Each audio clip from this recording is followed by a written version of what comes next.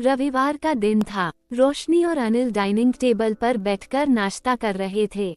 रोशनी, क्या हम शादी कर लें? अनिल ने अचानक पूछा। रोशनी चौंक गई। पिछले 18 सालों से वे साथ रह रहे थे, एक दूसरे के जीवन साथी की तरह।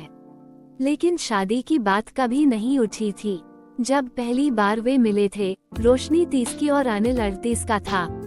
उस समय दोनों अकेले थे, जीवन की चुनौतियों का सामना करते हुए। क्यों, आज ऐसा क्या हो गया जो तुम्हें शादी का ख्याल आया?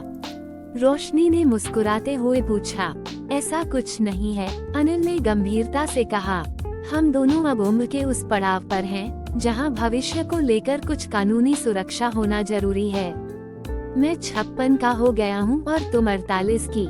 अगर हमें कुछ हो जाए तो कानूनी रूप से पति पत्नी होने पर कई फायदे होंगे। यही सोचकर मैंने यह बात कही है। लेकिन अनिल, इतने सालों से हम बिना शादी किए खुश हैं। हमने हर समस्या का मिलकर समाधान किया है। शादी करने से क्या हमारे रिश्ते पर असर नहीं पड़ेगा? रोशनी ने सोचते हुए कहा। नहीं, ऐसा कुछ नहीं होगा, पर तुम आराम से सोच लो। तुम्हारी सहमति के बिना मैं कुछ भी नहीं करूँगा, अनिल ने मुस्कुराकर जवाब दिया। रोशनी सोचने लगी कि जब वे पहली बार मिले थे, दोनों अलग अलग कंपनियों में काम करते थे, लेकिन व्यावसायिक वजहों से उनकी मुलाकातें होती रहती थीं। धीरे धीरे ये परिचय दोस्ती में बदल गया। रोशनी का विवाह बचपन में हुआ था, लेकिन उसके पति का देहांत हो गया था। समाज की सोच के कारण उसका दूसरा विवाह नहीं हो सका। वहीं अनिल ने विवाह में रुचि नहीं ली थी और अकेले रहने का आदी हो गया था। जब रोशनी के किराए के फ्लैट को मालिक ने बेच दिया तो अनिल ने उसे अपने फ्लैट में रहने का प्रस्ताव दिया। तुम चाहो तो मेरे फ्लैट में रह सकती हो, एक कमरा तुम्हारा, एक मेरा, बाकी जगह साझा करेंगे, अनिल ने कहा। रोशनी ने झिझकते हुए प्रस्ताव स्वीकार कर लिया। साथ रहने से उनके बीच नजदीकियां बढ़ी और वे पति पत्नी की तरह रहने लगे।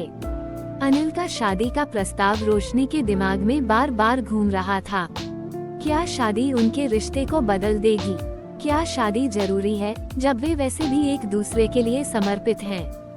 6-7 दिन तक इस विषय पर कोई बात नहीं हुई। दोनों अपने अपने विचारों में डूबे रहे।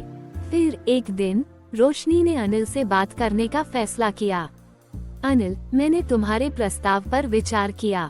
मुझे लगता है कि हमारे लिए शादी की कोई आवश्यकता नहीं है। शादी का प्रमाण पत्र केवल एक कागज का टुकड़ा है। हमारे बीच का प्यार और भरोसा इससे कहीं अधिक महत्वपूर्ण है, रोशनी ने कहा। मैं तुम्हारी बात समझता हूँ, अनिल ने कहा, लेकिन मेरी चिंता हमारी संपत्ति को लेकर है। अगर मुझे कुछ हो जाए तो मेरे रिश्तेदार फ्लैट पर दावा कर सकते हैं।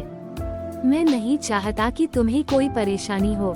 हम वसीयत बनाकर इस समस्या का समाधान कर सकते हैं, रोशनी ने सुझाव दिया।